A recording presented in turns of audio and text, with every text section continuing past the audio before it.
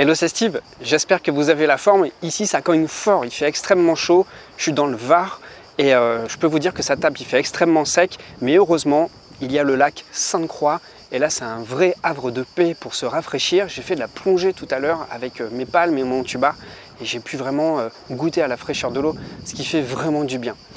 Aujourd'hui, je me remets pas mal en question par rapport à mon bilan de l'année, puisqu'on est à la fin d'une année scolaire et je m'aperçois que cette année, j'ai vraiment pris énormément de plaisir à faire le travail que je faisais. Ça n'a vraiment pas été toujours le cas, comme vous pouvez vous en douter.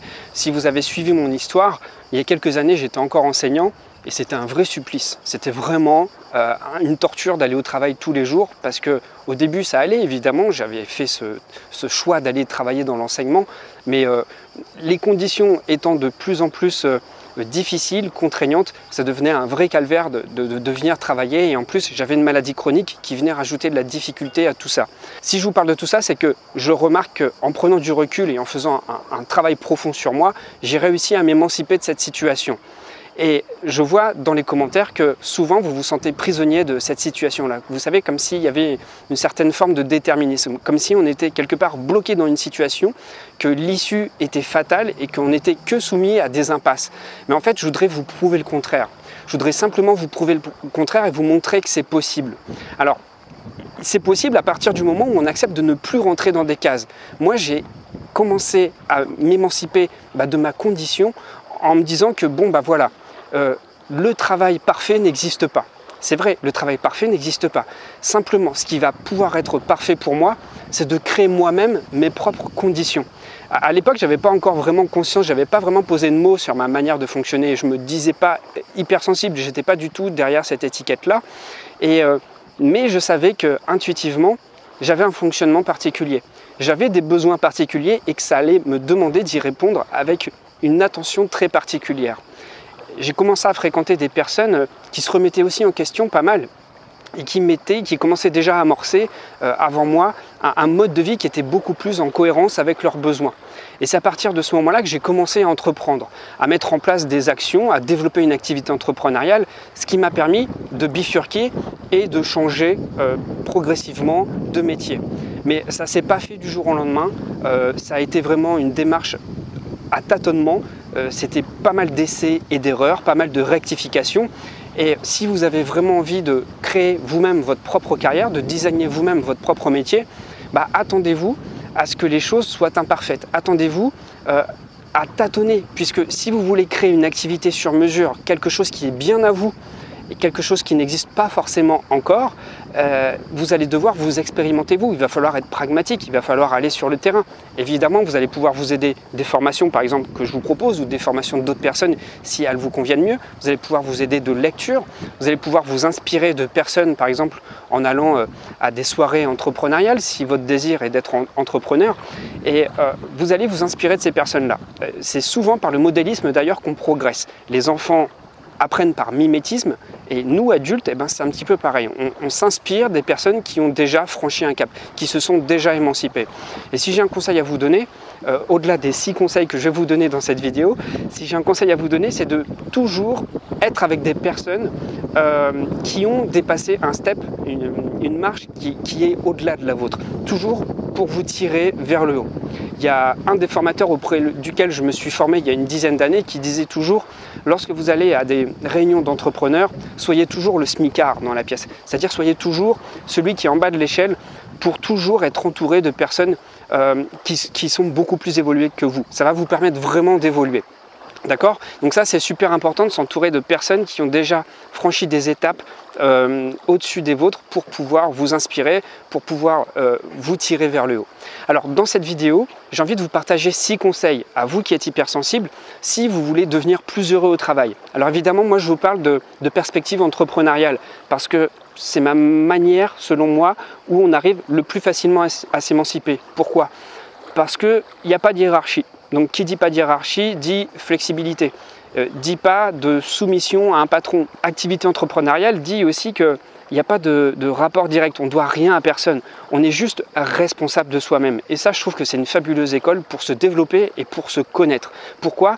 Parce que il n'y a pas de filet de sécurité. Vous avez les résultats qui sont toujours l'écho des efforts que vous allez mettre en place. Si vous êtes entrepreneur et que vous ne faites pas de chiffres pour le mois, vous savez que il n'y a personne, en tout cas vous savez qu'il n'y a rien qui va tomber à la fin du mois. Donc c'est important ici de comprendre la notion de responsabilisation.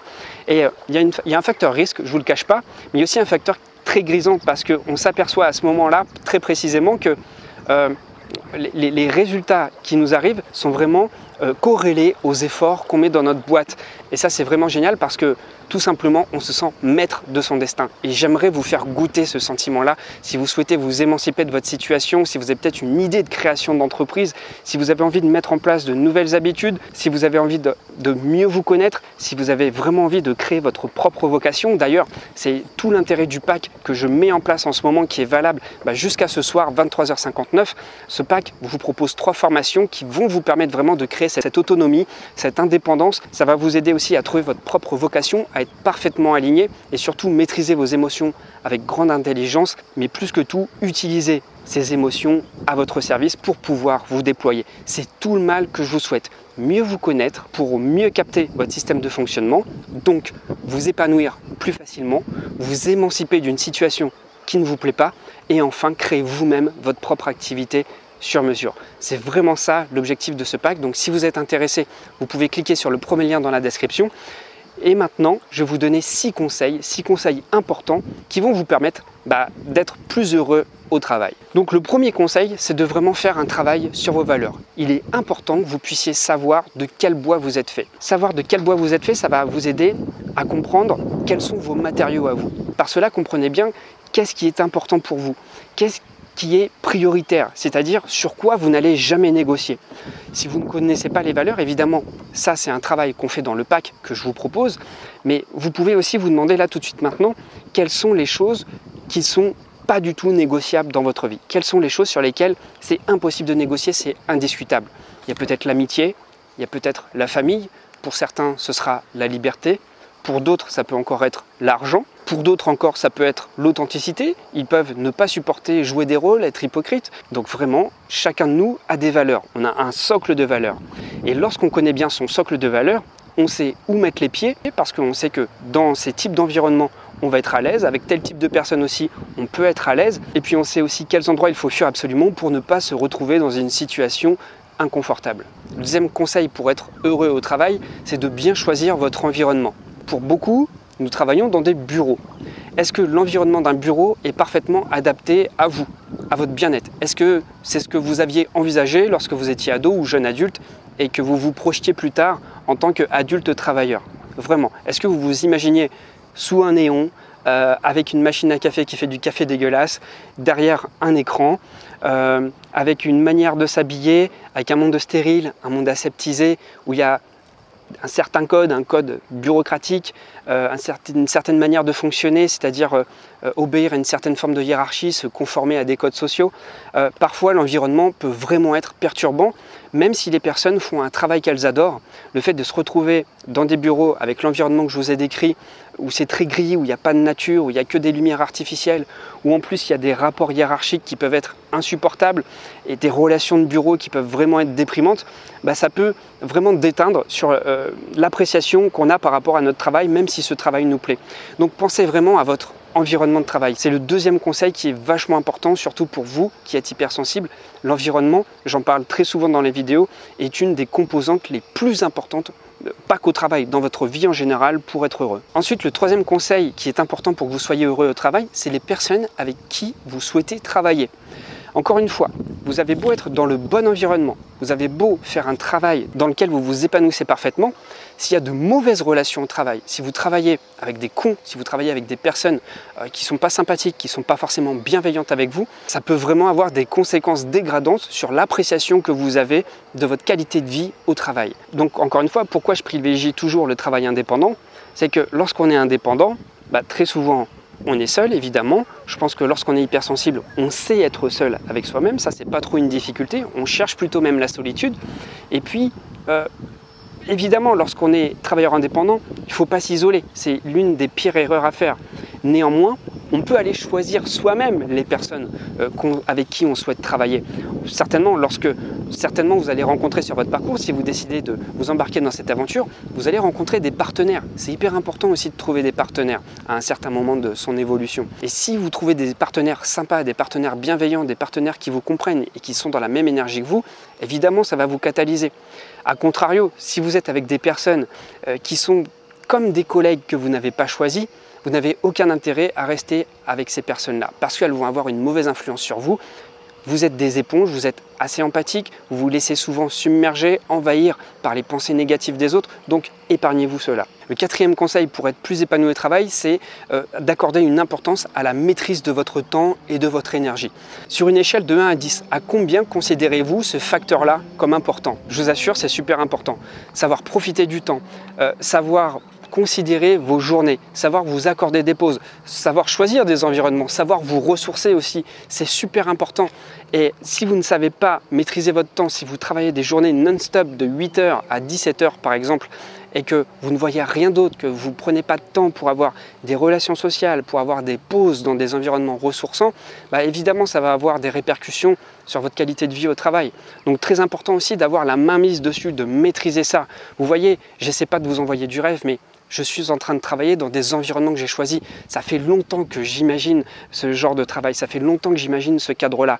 Maintenant, j'y arrive. Alors, ça ne s'est pas fait du jour au lendemain. Encore une fois, ça a été une lente progression. Mais le fait d'y penser en permanence, le fait de le rêver, de le désirer et de marcher à tâtonnement, enfin, j'y arrive maintenant. Ça, c'est vraiment quelque chose pour lequel je suis fier. Et ça me rend toujours en joie et ça me remplit toujours d'enthousiasme de pouvoir toujours travailler dans des environnements aussi cool. Le cinquième conseil, c'est votre degré d'autonomie. À quel point vous êtes autonome dans votre travail? Est-ce qu'il y a toujours quelqu'un au-dessus de votre épaule qui vient vérifier ce que vous êtes en train de faire? Est-ce que vous vous sentez toujours jugé? Est-ce que vous avez toujours besoin de validation extérieure pour vous sentir accompli? Est-ce que c'est important le regard des autres?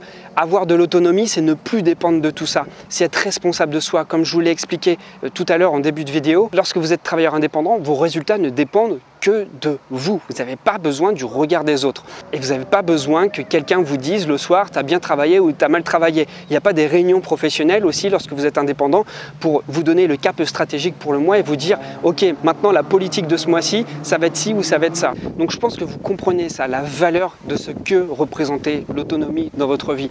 Le fait qu'il n'y ait personne qui soit là pour vous dire comment faire les choses. Le fait qu'il n'y ait personne pour vous dire le matin à quelle heure vous levez, ni jusqu'à quelle heure vous devez travailler le soir, ni à quelle heure sont les réunions, ni le travail que vous avez à rendre par internet le week-end ou le soir après le dîner. Donc pensez vraiment à ça, à votre degré d'autonomie. Surtout ne le négligez pas, quel que soit l'engagement que vous prenez dans votre vie professionnelle, que ce soit pour travailler pour quelqu'un d'autre ou pour vous-même, soyez toujours attentif au degré d'autonomie que vous avez dans votre travail. Et si vous n'avez pas ce degré d'autonomie, vous allez vous sentir un peu comme pris dans un filet. Donc l'idée ici, c'est vraiment de se sentir épanoui, de se sentir émancipé et non pas emprisonné. Et puis enfin, le dernier conseil, c'est d'avoir un travail qui nourrit votre passion ou inversement, une passion qui nourrit votre travail. Ça doit être quelque chose que vous mettez en place, une activité qui va créer un cercle vertueux. Ici, on est dans la création de vertu. Et plus on travaille, plus on crée de la vertu. Moi, c'est la sensation que j'ai en tout cas avec cette chaîne YouTube. Encore une fois, je n'essaie pas d'être un exemple, mais je vous témoigne à travers le chemin que j'ai pris, l'énergie que ça me procure. C'est-à-dire que plus je travaille, plus ça me génère des questionnements, et plus ces questionnements sont en moi, et plus je me documente pour répondre à ces questionnements, et plus je me sens satisfait. Ce qui fait que je n'arrête pas de nourrir la chaîne de cette manière-là. Il y a vraiment quelque chose de très grisant, de très satisfaisant, parce que j'en parle justement dans le Summer Pack Hypersensible spécial transition. C'est que lorsqu'on crée son activité indépendante, on est forcément dans un objectif de croissance. On ne peut pas soi-même ne pas être dans un objectif de croissance si on veut que sa boîte soit dans une optique de croissance. C'est-à-dire que vous devez croître vous-même personnellement pour aussi croître professionnellement. C'est vraiment une aventure personnelle que celui de s'émanciper à travers le travail indépendant. Donc si vous souhaitez être au cœur de votre propre développement, un petit peu comme un arbre qui croît, et qui produit des fruits, c'est exactement la même chose lorsque vous créez une activité indépendante. Ce Summer Pack hypersensible spécial transition va vraiment vous aider à créer une activité sur mesure, quelque chose qui est au cœur de votre développement. Ça va vous permettre également de créer de nouvelles habitudes et de comprendre votre fonctionnement à travers une meilleure intelligence émotionnelle. Pourquoi? Tout simplement pour répondre de manière adéquate à vos besoins et enfin vous émanciper, ne plus être victime des torrents émotionnels qui vous animent. Vous n'avez plus à être victime de vos émotions, mais simplement apprendre à les connaître, comprendre les besoins cachés derrière chaque émotion et en faire quelque chose d'une grande valeur. Moi, c'est comme ça. En tout cas, si je vous parle de passion, moi, ma passion à moi, c'est communiquer. C'est communiquer le process, communiquer tout ce que je mets en place pour vous faire progresser. J'adore communiquer et j'adore transmettre. Quelque part, c'est une transposition de mon ancien métier d'enseignant. Sauf que là, j'ai gardé la verve de mon métier d'enseignant, je pense, sur YouTube.